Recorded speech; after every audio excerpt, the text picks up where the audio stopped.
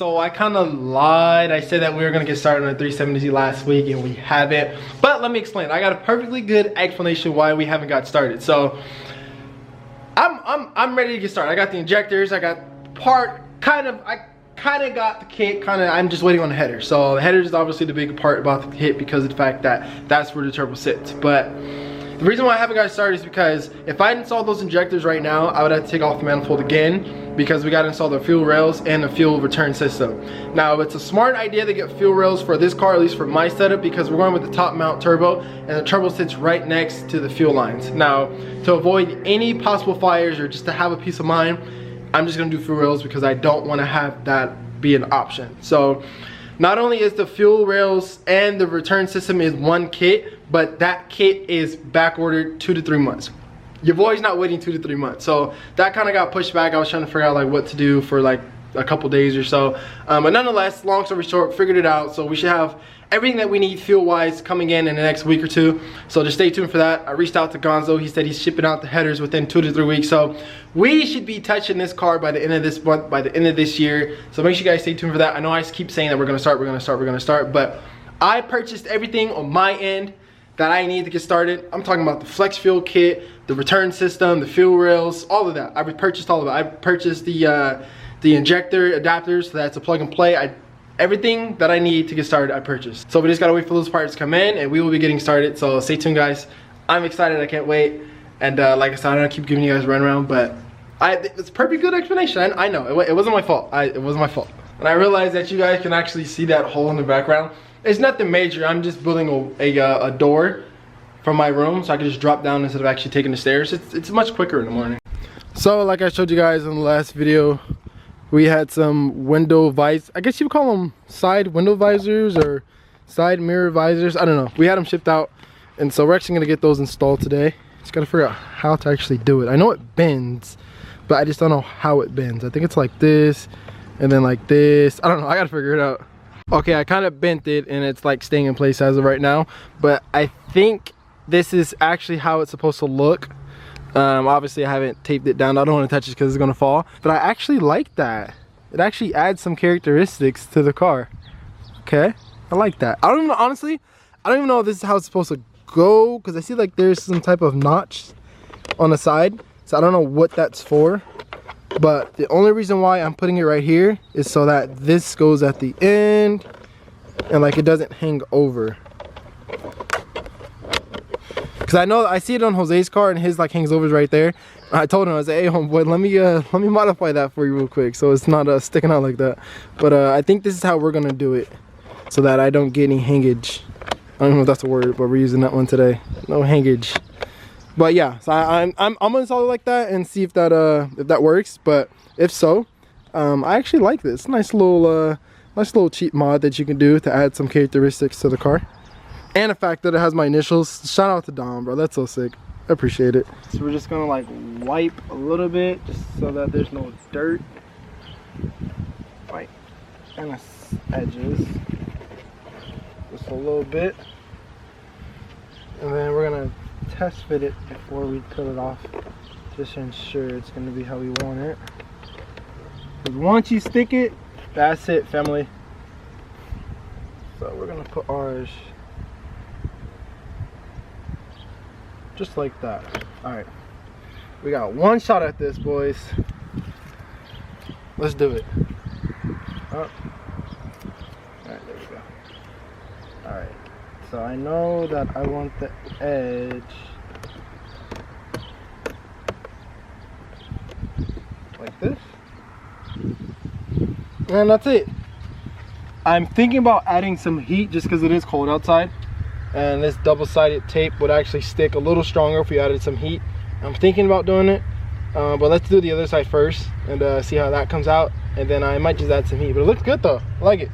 Definitely add some characteristics. That I don't know. It's always about the little stuff. You guys know that when adding like little stuff to your car, it always gives it the most characteristics to it. I actually really like that. That's crazy. It looks cool. And the fact that it has my initials, it's so sick to me. I like it. So we're done with this side. I did it off camera, but I did use heat to kind of mold this to how I wanted it. And that's the cool thing about this is ABS plastic. If you use heat with ABS plastic, it literally molds it because it's plastic, so it's gonna melt and mold however you bend it or whatever. So if your blow dryer gets hot enough, you use a blow dryer. But we're gonna go ahead and do this side, and then this installation will be complete. Okay. Just gonna put it in there like that. Once it's in, kind of wanna heat it up a little bit more.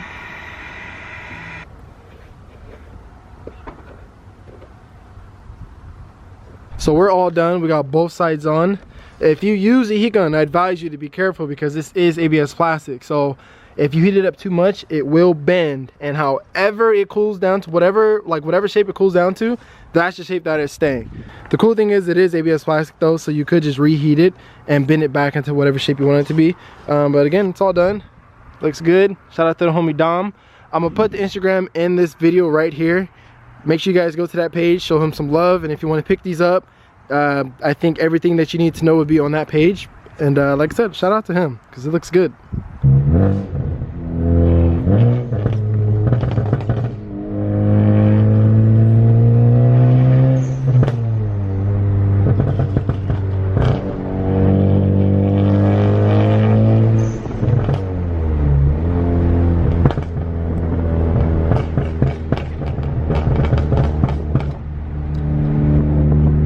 So we came over here real quick because he actually has the reservoir that I'm gonna have to buy eventually, which is kind of cool.